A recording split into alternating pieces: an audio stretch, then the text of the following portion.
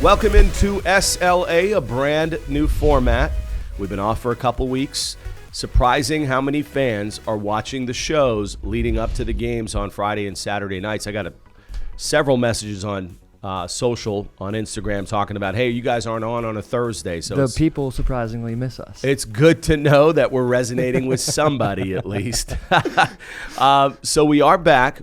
We're in a new format in the sense that it's going to be conversational. We're not going to do a ton of breaks. We're not going to have multiple guests. It's going to be one guest, and we've got a big one with this new format. We've got Sam Gordon, who was announced this offseason as a partner in the XLeague, and certainly she was one of the pioneers of women's football, and good to find out what her goals are, big picture for the XLeague.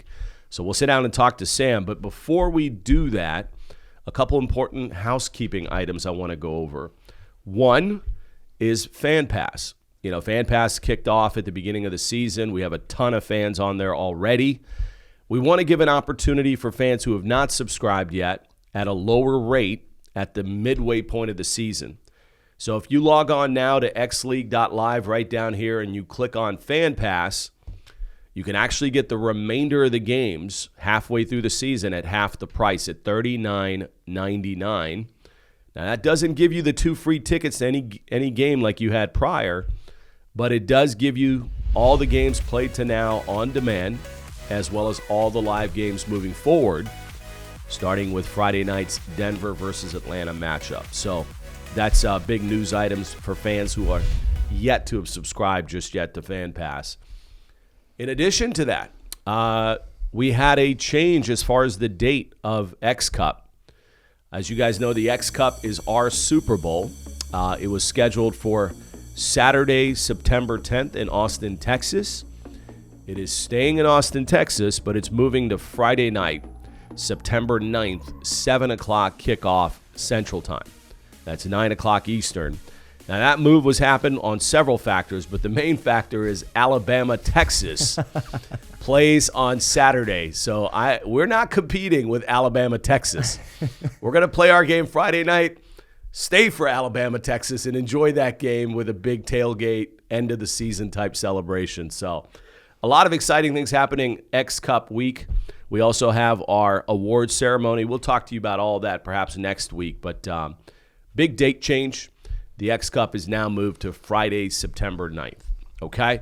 So as far as housekeeping items, that's all I got, with the exception of, obviously, we want to talk about the playoff picture.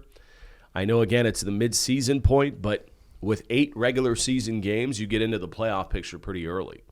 Right now, you know, with Atlanta's win, they put themselves in a very good position. Seattle, who beat Denver very convincingly, I think they have a 57-point differential, plus 57. So I'd be shocked even with a loss in Chicago for Seattle. I'd be shocked if they didn't qualify. So I think you can pencil in Seattle into that slot. Now, the team that's on the brink, 2 teams that are on the brink to watch very closely here as we get into the stretch. One is Los Angeles. You know, they obviously lost against Austin. I think their point differential off top of I'm going to be wrong here, but I think it's about 16 or 19 points, somewhere in there. Could be a little less.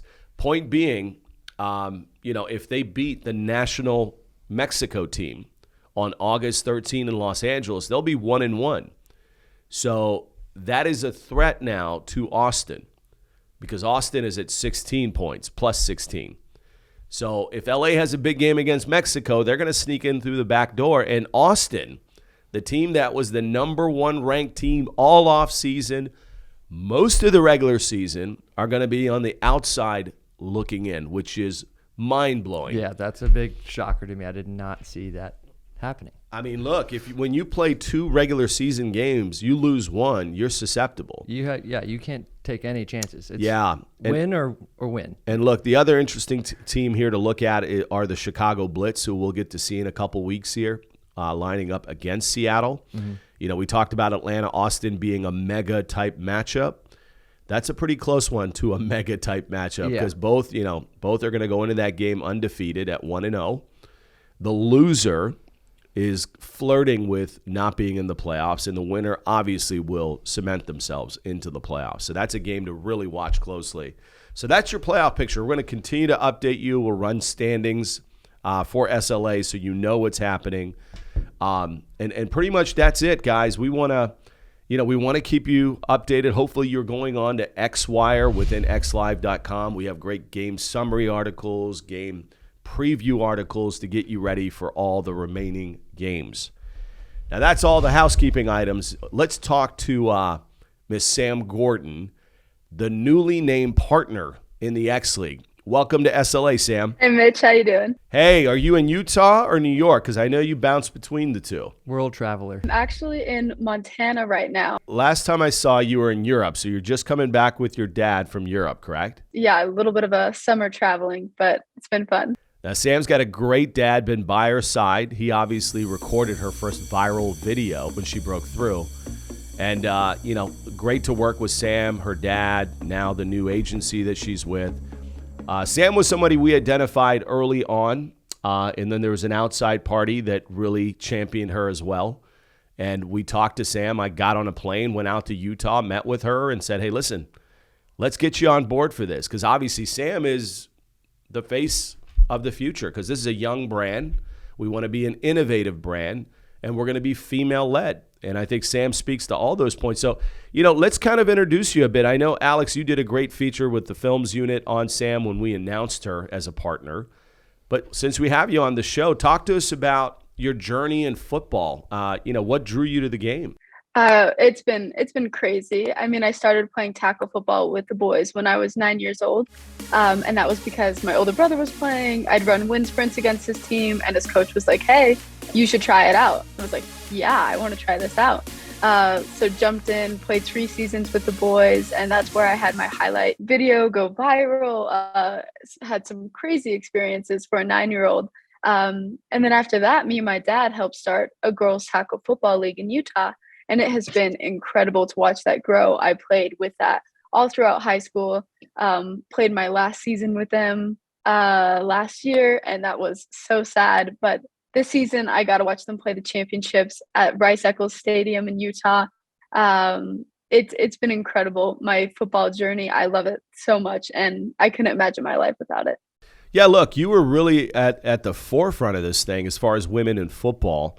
I remember that viral video when it broke. It was on everything from SportsCenter. I mean, I was forwarded about 1,000 times by all my friends and family that know I'm in this space.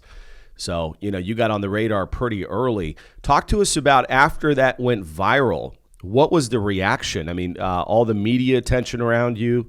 You certainly got affiliated with the NFL in a big way, which we'll talk about in a second.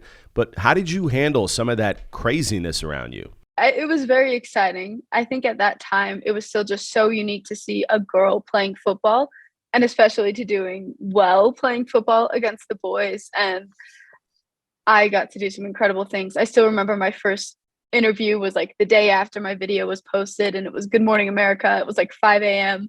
and I'm pretty sure I totally botched it. Then the next 3 months, I was just back and forth between like New York and LA and hopping on these different shows. And it was really incredible. But everybody was just so surprised to see like cute little 9-year-old me and then going out and hitting boys really hard out on the field. Now, you did, I mentioned earlier, you aligned with the NFL. In fact, you worked directly with Roger Goodell, which is exciting. What was he like? I know you worked a bit with his wife as well. What has the NFL been like to work with? They've been incredible. The support that the NFL has given me and just highlighting girls' involvement in football, getting to get the NFL Game Changer Award, being a part of the NFL 100 commercial. Roger and his wife and his 2 kids even ended up watching one of my soccer games. They just happened to be in the area and they popped by. So now they're a Columbia soccer fan.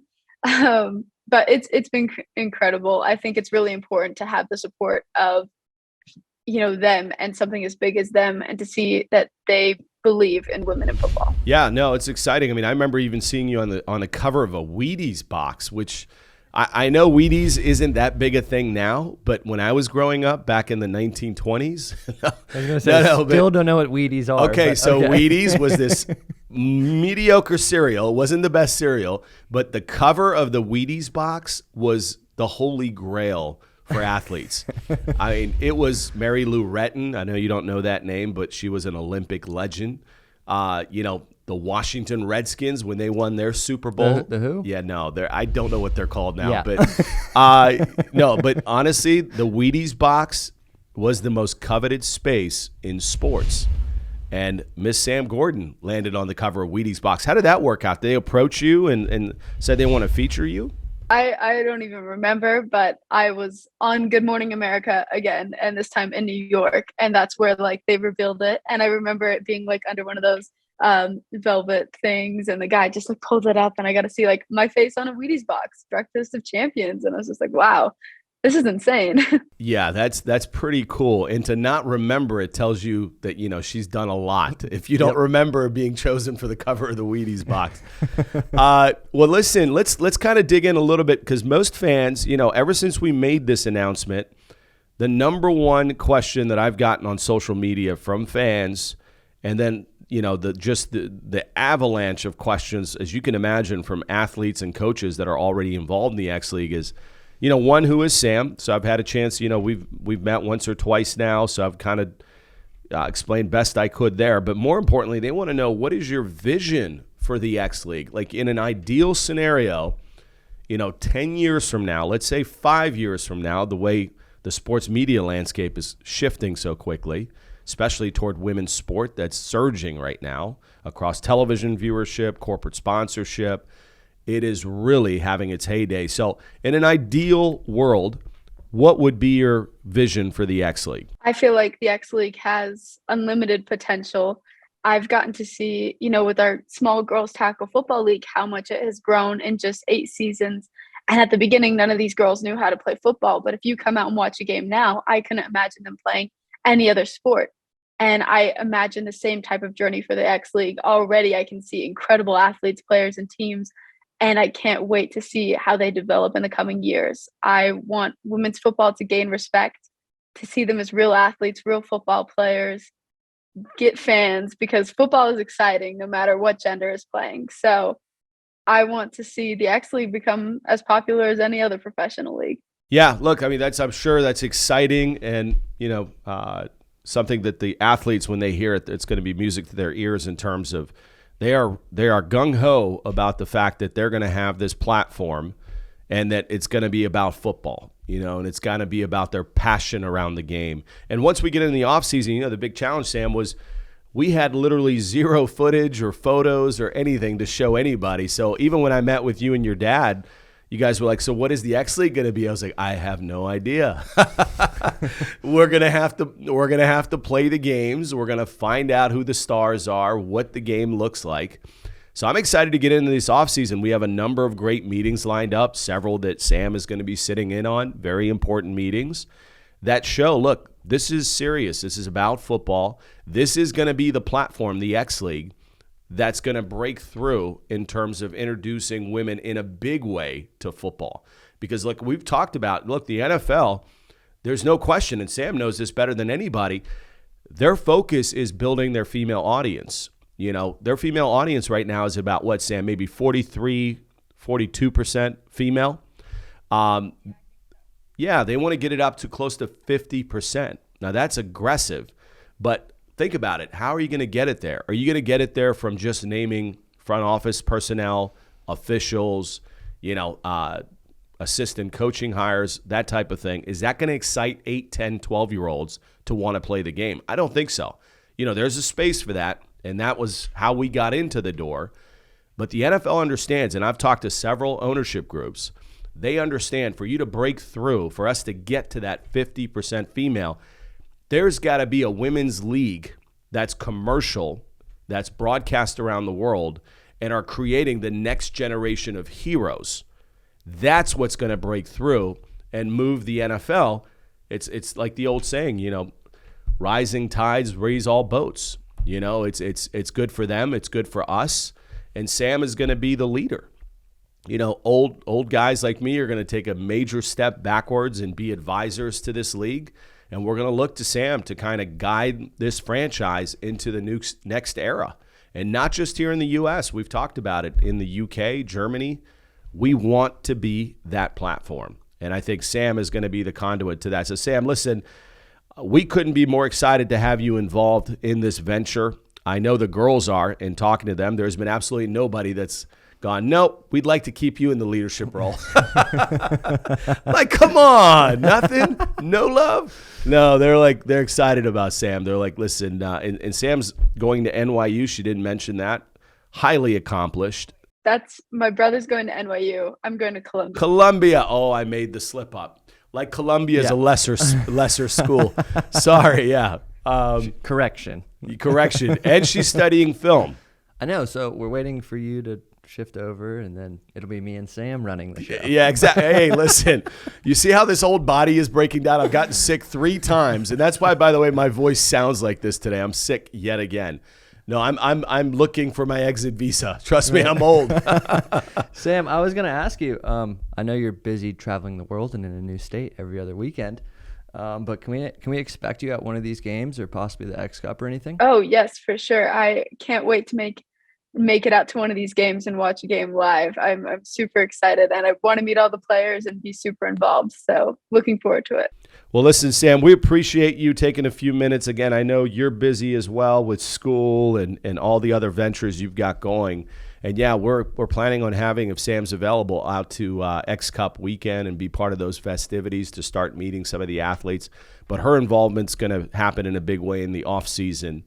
So we'll have several announcements leading into the 2023 season. Sam, thank you for taking the time. Yes, for sure. Thanks for having me. That is Sam Gordon, a partner in the XLeague. And as I said, one of the more sophisticated young ladies you will ever sit across, because obviously I was hesitant. I said, wait, 20 years old, 21 years old, and now she's going to be a partner in the league. Come again? And honestly, sitting across from her for 10 minutes, you understand just from the energy what the potential is. And you met with her. We did a great feature on her. Yeah, you can hear the passion behind what she says too. And I think a lot of that comes from she actually playing. And she was nasty too. She was actually really good. Yeah, I think like 29 touchdowns in a single season and over 2,000 yards rushing. Just watching her, it was kind of cool when I worked on that project, watching all of her highlights from maybe like 7 to 17. I was like, oh my gosh. Okay, cool. Like this is rad. Like she's a little weapon. She's an athlete. Now she's playing, I think, college soccer is what she mentioned. So look, she's got sports in her genes without a doubt. She's got a great team around her as well. Her and I are going to figure out the dynamics of how she works with myself and NFL Hall of Famer Mike Ditka, who's obviously a partner in the XLeague as well. So we'll see how all of that works out. And I want to know what fans thought about this new format. No breaks. We're just talking. They're like, canceled. Go back to the breaks. We want more breaks. But that's it. Look, we've got an exciting stretch run here coming up. We've got Atlanta versus Denver Friday night. And as I said, Bailey Hodgins, who we're putting out a feature on her. Oh, looks, Siri's having trouble hearing you. I don't know if you caught that. Or is that my phone? It's my phone. I want to ask real quick, too. Yeah. So this Atlanta-Denver game, now that we've seen both, let's go score predictions. Come on. Score predictions. Okay, yeah, no question. I think Denver is underrated. I think that score against Seattle was not indicative of the play on the field.